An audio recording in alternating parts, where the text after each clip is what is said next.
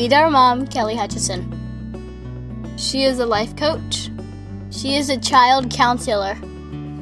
She is a teacher. She's a parent coach. And she's a mom to us. She will teach you to stop yelling at your kids. She will teach you to get your kids to listen. She will teach you how to never sleep with mommy guilt again. She will teach you how to be an imperfect mom, so you can help your kids be imperfect too. And have harmony in the home. Hey everyone, welcome to episode 13, where we're going to talk about love languages. I cannot believe the response from all of you about this podcast. I have to tell you that, I've told you this over and over and over, and nobody believes me. I'll tell them, I was so scared. I'm so scared every single time I sit down. You can't even tell. I would never have thought it. Guess what? It's very normal to be scared. Your brain wants to stop you at all costs. Your brain actually doesn't even like me. I don't take it personally, though. I used to take it personally, but now I don't. I try to help someone lose weight, and then they would just run for the hills. I'm I understand. It's just your brain. Your brain's scared because if it loses the weight, then it has to face what's underneath the weight, because the weight is never about the weight. It's always about what the weight is hiding and shielding.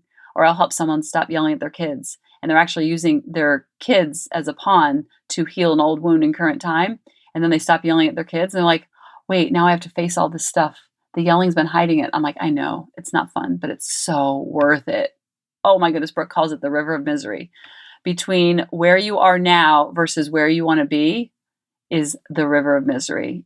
I'm just here to say that when you cross that river and you're on the other side looking back, it is next level amazing. It's there are unicorns there. I'm not even kidding. Just because you're so proud of yourself that you actually crossed the river of misery. And I love the quote. I don't even know if it's a quote. I just heard Christy Krosner say this one time, and it hit me like a lightning bolt. She said, when you always choose the hard path, life will start to feel very easy. When you're always choosing the easy path, life will always feel hard. Isn't that good? That's why I love the verse from the Bible. We can do hard things through Christ who strengthens us. We say it all the time. We have signs all over our house because it's really true. It's when I was running my marathon, I couldn't even run a mile when I started. But after I ran a mile, then you build up, then you go 2 miles, then you go 3 miles, then you finish a freaking marathon. You're oh my goodness, that was amazing and so hard all at the same time. Because everyone wants life to be so easy. And what if we just wanted everything to be hard? What if we just went into it and said, this is going to be amazing because it's hard, instead of always wanting the easy path? Because then we kind of teach our kids to do that and be these snowflake children oh, this math's too hard. And you're just oh, well, that's okay. Just don't do the math today because it's too hard. No. We can do hard things. Of course it's hard. That's the only way your brain grows, because your brain wants to seek pleasure, avoid pain, and be efficient. So nothing has gone wrong when you don't want to look at that pain, because you realize the pain isn't that painful. It's just a vibration going through your body. It's not that scary. It's we draw this boogeyman, and then Kyle C says it's we draw a picture of the boogeyman, this really scary picture, and we hang it on our wall. And then that night we go to bed and we look at the picture and we're oh my goodness, I can't believe I'm so scared. We drew the picture. So it's literally controlling our thoughts. We control our life. But it's so much old programming and old conditioning and old thoughts that don't even belong to us. That's where the unconscious part pops in. And that's why I love living just a conscious life. So reading the reviews, literally every day my brain says, do not record a podcast. I had a little cold and a cough this week, and my brain's see, your voice doesn't sound right. It has a little rasp. You don't want to do that. You don't need to record a podcast about love languages. And I'm you know what, brain? I see you. I hear you. See, a lot of times we want to stop the brain from thinking, I shouldn't think those thoughts. I shouldn't think those thoughts. And then we beat ourselves up for thinking those thoughts. And I'm no, bring them in. Have them have a cup of coffee with you. I have them come in my car and I'm I see you, scary thoughts. I see you, brain. I know you're trying to protect me. Thank you. If you could just go sit in the back seat now and buckle up, that's awesome, because our thoughts and our heart are in the front seat. And the brain's having a little temper tantrum in the back. I'm it's okay. It's okay. Here you go. Here's your little nook. Here's your little pacifier. Because the primitive part of the brain, the amygdala, is the lower part of the brain. And that's the brain that's always trying to do that. Seek pleasure, avoid pain, and be efficient. And then we have the prefrontal cortex, which is the higher part of their brain, which I believe is where the heart lives. And that's where there's that disconnect. But when you can marry the two and you can bring the amygdala on board with you, versus like, I shouldn't be thinking these thoughts. I'm so negative. I'm so lazy. I'm such a procrastinator. No, no, no, no, no. That's just the brain doing its job. Nothing has gone wrong. It happens to all of us. It happens to me every single time I sit down to do a podcast. Every single time I do a post that's vulnerable.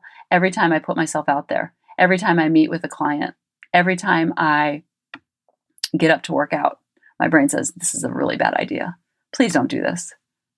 Every single time I have to have a difficult conversation with a friend or with a loved one, the brain's like, don't do that. Just sweep it under the carpet. Just put it under the rug. But guess what? Nothing gets solved. If nothing changes, nothing changes. So your reviews and your emails and your likes and your comments and your shares, when you share this, it's like the ultimate compliment. Like, really?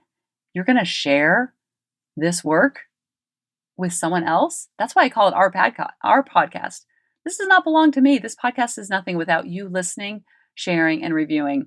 And Mary Beth Richards, oh, she left the nicest comment. She said, I've known Kelly for years and had the privilege of teaching at the elementary school where she was the guidance counselor. She has a passion for children and the desire to teach parents how to be the best version of themselves so their children become happy, confident, and kind. This podcast is a must listen. It will change your life. Like, what? I'm like, are those words written about me? And then I'm like, no, ego. It has nothing to do with you. Nothing to do with you. Has nothing to do with you. It's all about this work and the Holy Spirit's flowing through you and you're just getting out of the way. So Kelly, just settle down. Your little ego. So the ego works in both ways. Just like I can't take, if someone gives me a negative feedback, has nothing to do with me because I'm just the vessel in which this message is being passed. So if someone gives me a compliment, it actually has nothing to do with me either because I'm just learning how to get out of my own way and channel all of this knowledge and all of this work. And I just read a lot. And I mean a lot of books. And so I just pay it forward. That's all I do. Someone said to me, Molly, listener Molly, hi Molly. Her husband was listening and she goes, have you listened to Kelly's podcast yet? And he said, you mean about the gas can? You know, an episode where I talk about why not to yell. And I was like, oh my gosh, what? And so I wrote Molly an email. I'm like, that's so sweet. You know, and she's like, I can't believe you're writing me back. Oh my goodness. I can't believe I'm actually here. I'm like, listen, Linda, listen. Do not put me on a pedestal. Do not put my kids on a pedestal. The only difference between me and you is either I'm a little further ahead or I've just read a few more books than you. That's the only difference. And so I'm kind of like on the other side of the river of misery. And I'm like, come on, it's okay. I'm throwing life preservers. I'm throwing rafts. I'm throwing logs so you can balance your way across. I'm like, it's safe. It's okay. Vulnerability, it's the freedom land. I'm telling you. So thank you for your comments. That was the long-winded way of saying that. And I love them. And that's the only way that we can help more kids is if we comment, like, and share on the podcast within the app. I love the emails. Now copy and paste that into iTunes because then iTunes will be like, hey, they really like this podcast.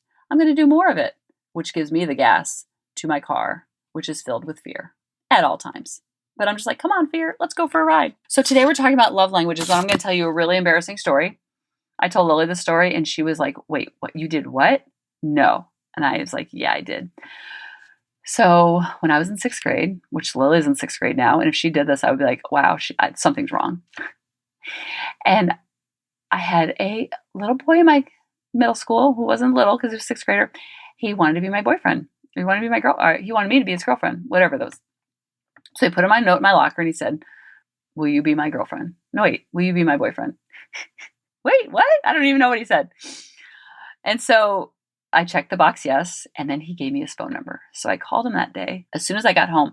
Because you have to remember, in my family, love was like, live, love, laugh was like all of our house. So we loved hard.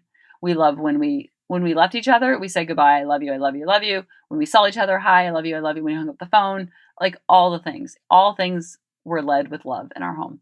So I'm on the phone with him, first time. His name was PJ Verga, and still is. And PJ Verga, if you're out there, I'm really sorry this happened. We were hanging up the phone and I said, okay, goodbye, PJ. Oh, he told me his name stood for Peter Joseph. And then I was like, oh my gosh, we're getting married. He told me his deep, dark secret that his name stands for Peter Joseph. We have to find PJ Verga because this is like the best story ever. He still lives on in our family. Everyone in my family knows PJ Verga. It's now become like a situation. So I hung up the phone. I'm like, bye, PJ. I love you. And then he just says, okay, bye. And I was like, wait, what? Wait, I was so confused.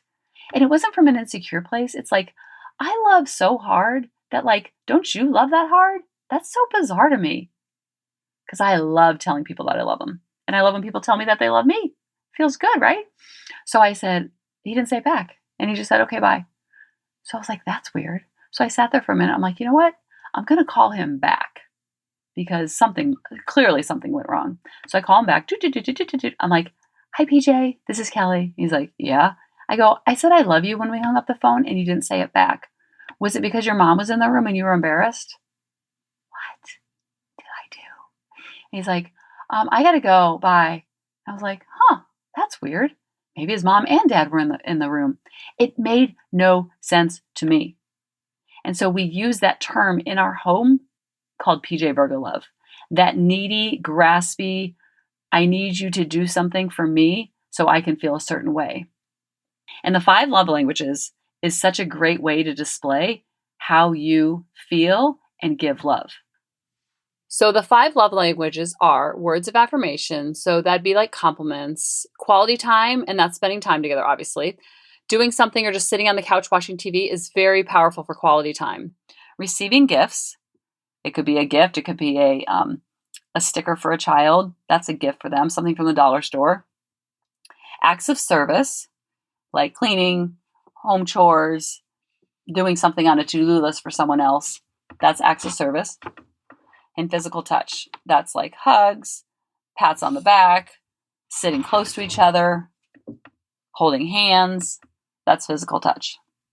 Okay, here's the situation. This is where it's so powerful to know the people's love languages within your 4 walls, knowing their love languages. I know Lily's, I know Grady's, I know David's, and I know mine. And we all know each other's. So here's where the disconnect comes from. So there's a quiz. You can find out what your love language is. And it will really be powerful to know this because the way you give love is the way you feel love. However, the way other people in your family give love and feel love is usually different. Say, what?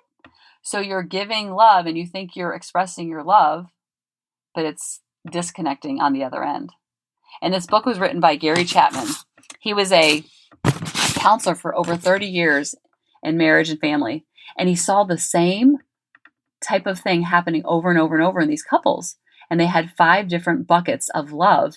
And they were putting deposits in the wrong buckets. And so these people loved, and they're like, I'm loving so madly, and I'm just not getting anything in return.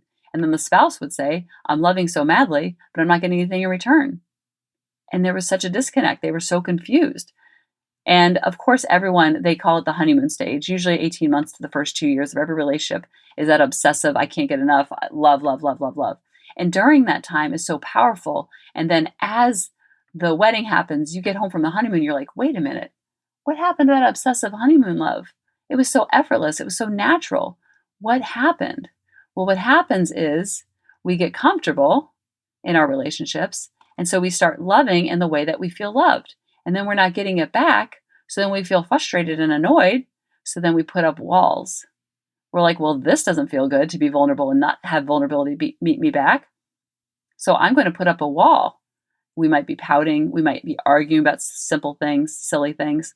And so when you can get in alignment with knowing your spouse's love language, your children's love language, dogs, I think, have all 5 love languages, and knowing your love language, then it's that eureka moment like, oh, I just been filling in the wrong bucket. Because a lot of times we have manuals, which Brooke talks about all the time. We have agendas, we have lists of expectations that our spouse should meet, our children should meet, anyone who's living in our 4 walls or who lived in our 4 walls growing up. And the thing about manuals is no one follows them the way that they should.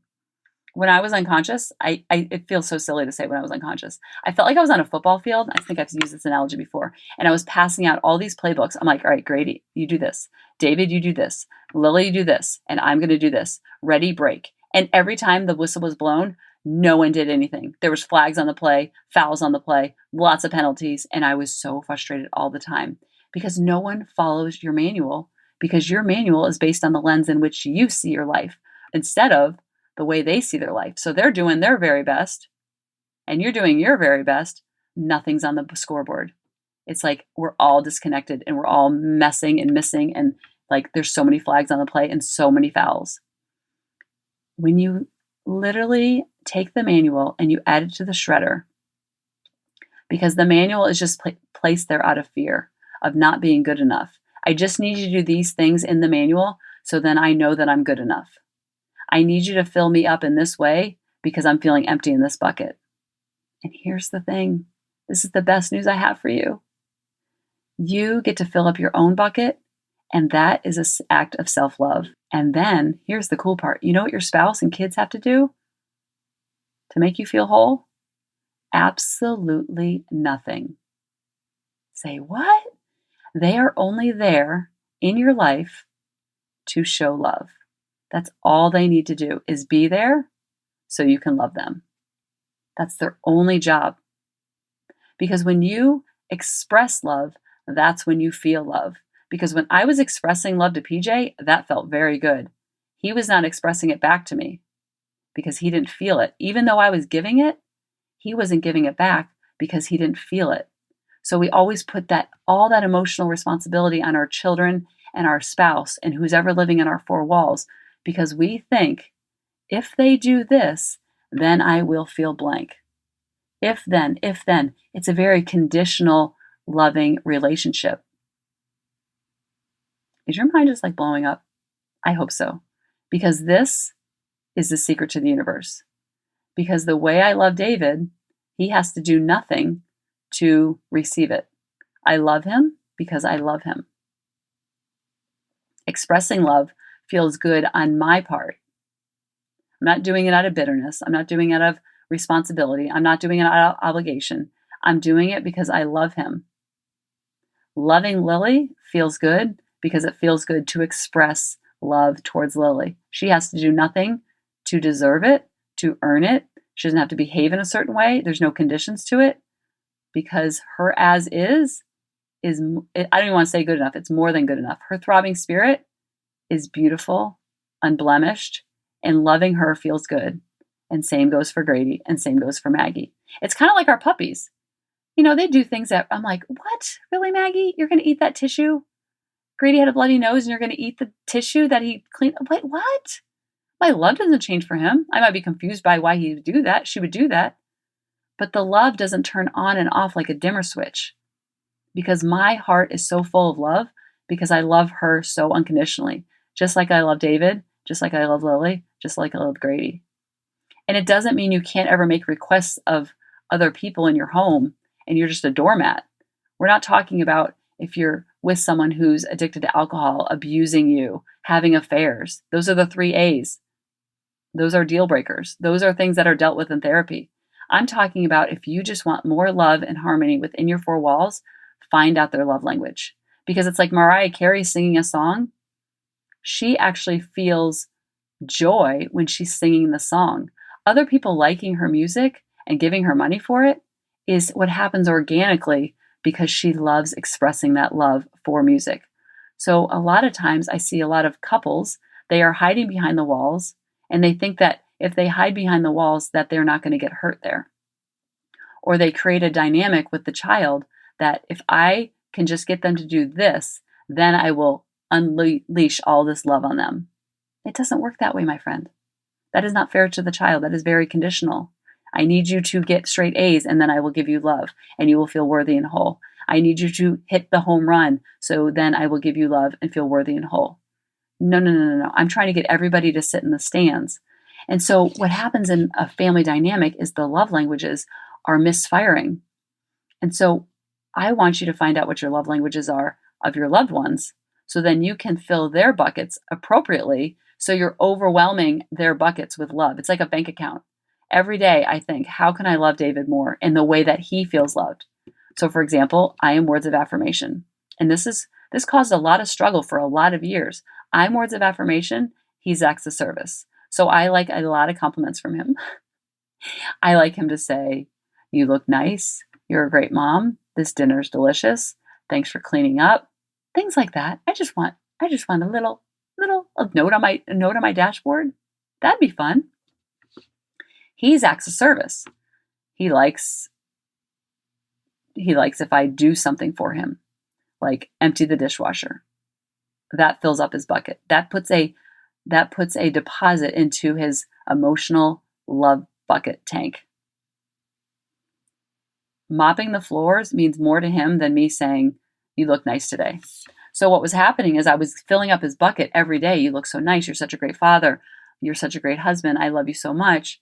Thanks for doing this. Thanks for doing that." And it was misfiring. It was like, it was a deposit, but it was kind of going over his head because it didn't mean as much as actually doing something. And so his love tank was on empty, even though I was pouring into it every single day and I was exhausted, but he didn't feel filled up. So then I remember having this huge argument over the recycle bin that was overflowing. It was like, as soon as you opened up the drawer, or the recycle bin, it hit like, it was not overflowing, falling out, but it was ready to be pulled out. And he's like, when I see this, I think there's a big glaring sign on that says, "David, take care of this." And I'm going, what are you talking about? How about saying thank you for the 17 things I did before that recycle bin that I happened to not get to? And what he was really saying, and I said, if we're arguing about the recycle bin, it's about something else. He's like, no, it really is just about the recycle bin. I'm not as deep as you think I am. I'm not that deep. I just don't know why this recycle bin is ready to be taken out and it's not taken out. And I'm like, he is the most selfless human being.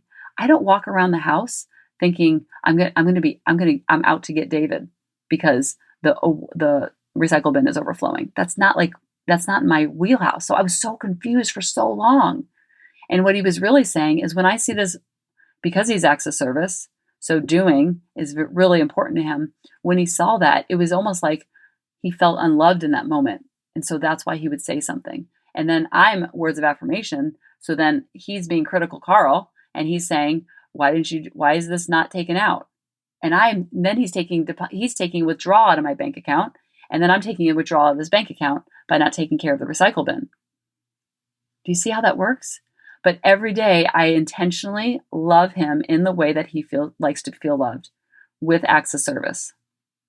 So then when things like the recycle bin happen, he takes it out and it might take a withdrawal out, but there's so much abundance within the love tank that there's things to take from. It's not like depleting turns into a huge argument. So when you're arguing about petty things, it's usually because you're not making intentional deposits into their bank account that means the most to them. So it's almost like learning another language. Because for me, I'm like, really, what? But for them, it means everything. So I like to love David in the way that he likes to feel loved. So the same thing works for our kids. There's a love language quiz for kids. If you are a hugger and a lover and a squeezer and a cuddler, if physical touch is your love language, and you go to hug your child who's 7 years old and they push you away, it is the ultimate slap in the face for someone who feels love through physical touch. But guess what? You don't have to take it that way, because that child's love language might not be physical touch. It might be 5th on their list. So because it feels love for you, it doesn't mean that it feels love for them. So yes, you feel like you're expressing it, but it's not the way that they want to be loved.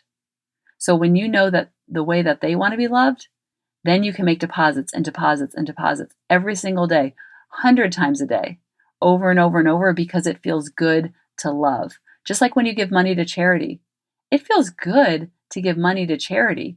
Even if it's an anonymous donor, or if you pay for someone behind you at Starbucks, that feels good. That is an expression of love. You're not looking for what are you going to do for me? What have you done for me lately by Tina Turner is a song for a reason. When you are loving people and loving with intention and loving in the way that they want to feel loved, it feels good for you, because it feels good to give to the charity. It feels good to pay for the person behind you. It feels good to love without expecting anything in return. So I gave my kids the quiz, and both of them are like off the charts on quality time. So every day, playing a board game with Grady, listening to Lily while she's telling a long story after school, like looking them in the eye, sitting on the couch and talking with them, driving them to school without electronics. Those are things that make so much deposits in a child's heart that it's overflowing. So then they feel filled up and they feel whole and they feel fulfilled. And then they're not so needy and graspy like I was with PJ Virga. So I call it the PJ Virga love. If someone's acting very needy and graspy, it's very much a turnoff for you. You're like, oh, it actually repels. So the needier the child is, it's more of a language to you that they need something to fill up their cup. Now, when they're little, they need almost all 5 all the time. But it's so worth it because it feels good to love them. Conversely, whatever your love language is, you need to fill up your own bucket first. So because I'm words of affirmation, I'm constantly listening to things that affirm me. I'm saying my affirmations. I'm writing letters to myself out of kindness, out of love, giving myself grace, expecting the B- life. I'm always talking to myself more than I'm listening to myself. I'm telling myself, you're a child of God. You're a miracle. You have 1 in 400 trillion chance of being on this planet, because that feels good for me to love myself in that way. If your words of affirmation and you're beating yourself up all day, you're going to feel very depleted all day long. So then you have no emotional expectations for anyone else around you because you're doing the job on your own. And Gary Chapman says, unless you share the same primary love language, loving your significant other or children in theirs will not always come natural to you. The learning curve can be arduous and take work. Eventually, you can become proficient in speaking your mate's love language or your children's. If he or she reciprocates by speaking your language, the two of you will keep emotional love alive in your marriage. This also works for children. Now, here's the thing. If you know your partner's love language, you can make deposits into your own love cup. I call it the love cup. I use it in the classroom all the time without them even knowing. So remember, we love without expecting anything in return. That's unconditional love. This is not tit for tat. You do this, then I'll do this. You do this, I'll do that. No, their worthiness and their wholeness is not a dimmer switch. It doesn't get to get turned on and off at your will. It is on full blast all day long, because vulnerability breeds more vulnerability. No more hiding behind the walls, because nothing fun happens behind the walls other than disconnect, and it's like living with your roommate. And then your children will grow up and disconnect and live with their roommate. No bueno. So you want to keep that love alive between your spouse and love them in the way that they feel loved. And sometimes I'll do a marriage boot camp and I'll say, okay, today we are going to text our spouse. And we're going to say, depending on their love language, like if they're words of affirmation, you're going to give them a compliment. If they're acts of service, you're going to say, how can I make your life easier? If they're physical touch, you're going to text them something along the lines of, I can't wait to get home and give you a big hug. If they're gifts, then you might say, I left a surprise on your bathroom mirror. And gifts doesn't always have to cost money. If they're quality time, you text them and say, I can't wait. When you get home, do you want to go for a walk? So you're making deposits. So I'll have them text this to their spouse, and 9 out of 10 times the spouse will write back. It's like clockwork. What do you want? Did someone hack your phone? Is everything okay? Are you about to buy something big? That's what the spouse responds all the time, which is such good news because it shows that you haven't been making deposits into the right bank account. I was loving David in a very selfish way, the way that I felt loved. So I was throwing compliments at him. I was putting notes in his wallet. I was putting notes on his dashboard. I still do that because it feels good to love him. But I'm also doing more things in the acts of service bucket so he feels loved. How can I make your life easier? What is something I can take off your to-do list? That means a lot more than a note on a dashboard for someone who's acts of service. And so if you have a child who's quality time, guess what they need? They need walks with you, going to Subway together without your phone, driving in the car with the phone in the glove box, which I hope it's happening anyway. They need you to play a board game. They need more of you to make deposits, because when they feel all that love and abundance, they're not so needy and graspy with you or with their friends or with their teacher or with their behavior. And what's cool is that if you know your partner's love language or your child's love language, you can see them making bids for connection. I like to call them bids. That's what Dr. Mann calls it, bids for connection. If David's washing the car for me, then that is a deposit into my bank account, because in my love cup, because I know that that's the way he shows love. So when he's doing things, when he's wiping down the counters, when he's emptying the dishwasher, I feel loved. It doesn't matter that it's not my love language. I feel loved because I know it's his love language, and that's the way he's expressing it to me. Isn't that crazy? Or when Grady asks me to play a game, I know that that's his way of expressing love. He's not a big hugger and a kisser and a complimenter. But when he asks me to play a board game, that's his way of saying, do you want to hang out with me? Because I feel loved when you hang out with me. Lily's the same way. When she says, when I say I want to go to Walgreens and I'd rather just go to Walgreens by myself and she's in the other room, can I go too? I'm like, you know what? You can go too. Let's go. Even though quality time is not, it's probably third or fourth on my love language list. And so you're going to have a primary and you're going to have a secondary. And so is everyone else. David's acts of service, secondary is quality time. Lily's acts of service, Lily is quality time. And her secondary is probably acts of service. And Grady's love language is quality time. Probably secondary is words of affirmation. Although he's been getting embarrassed. So that it does change with children, which is really good news because then you're just kind of like, you're always watching. And so if there's a small child, look to see how they give love and then you know how they feel loved. Even if it's a small child and they can't take the quiz, you can still find this out. You can see it. If you have a really needy, clingy, always want to be touching you, always want to be hanging on your leg kind of kid, they're probably physical touch. And so when you're making deposits over and over and over, then they're not so needy and clingy and PJ Virga-ish on you. Just like if I'm spending a lot of time with the kids, they're not so needy and graspy because they're feeling stable and confident and fulfilled and full of love. So I'm going to put the quiz for your spouse and for yourself in the show notes. I'm going to put the quiz for children. They have them for teens and they have them for children. And you can either, like with Grady, I just read the questions for him and then he chose A or B. And then Lily took it herself. This is really good news to know because then you can love your loved ones within your four walls the way that they want to feel loved and not in the way that you feel loved, because you are going to feel very exhausted because you're expressing and you have all these manuals and all this agenda. When you get rid of all of that and you just love them the way that they want to be loved because they're worthy and whole and valuable, that's when life gets super fun, because then it's unconditional and they realize there's nothing I need to do to earn this love because I just have to be myself. And when they can be themselves and get that love like a fire hose coming at them, then they feel fulfilled in their own life. And that's how you build confident children. And that's how you build a confident marriage and confidence within yourself, because expressing love is how you feel loved. Has nothing to do with what your spouse does, has nothing to do with what your children does, has everything to do with the way that you feel love towards yourself and then the way that you express it out like a fire hose.